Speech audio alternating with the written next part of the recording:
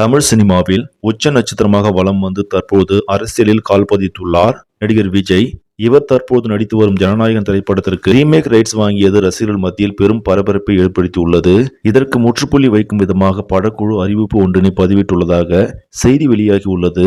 அதாவது விஜயின் கடைசி படமான ஜனநாயகன் திரைப்படத்திற்கு ரசிகர்கள் பெரும் எதிர்பார்ப்பு வைத்திருக்கிறார்கள். வினோத் இயக்கத்தில் உருவாகி வரும் இந்த திரைப்படத்தில் விஜயுடன் சேர்ந்து பூஜா ஹெக்டே, மமிதா பைஜு, பாபி தியோல், கௌதம் மேனன் என பலர் நடிக்கிறார்கள். இந்த திரைப்படம் அடுத்த ஆண்டு பொங்கலுக்கு வெளியாகும் என சொல்லப்படுகிறது.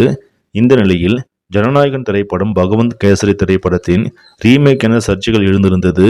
அதற்கு முற்றுப்புள்ளி வைக்கும் விதமாக படக்குழு அறிவிப்பு ஒன்றினை வெளியிட்டுள்ளது. அதாவது ரீமேக் ரைட்ஸ் வாங்கியது உண்மைதான், ஆனால் அந்த படத்தில் இடம்பெற்ற சில காட்சி அமைப்புகள் ஜனநாயகன் திரைப்படத்துடன் ஒத்துப்போவதாக இருக்கின்றமையால் சட்ட ரீதியான சிக்கல்களை தவிர்ப்பதற்காக பகவந்த் கேசரி ரீமேக் ரைட்ஸ் வாங்கியுள்ளதாக படக்குழு அறிவிப்பு விடுத்துள்ளது.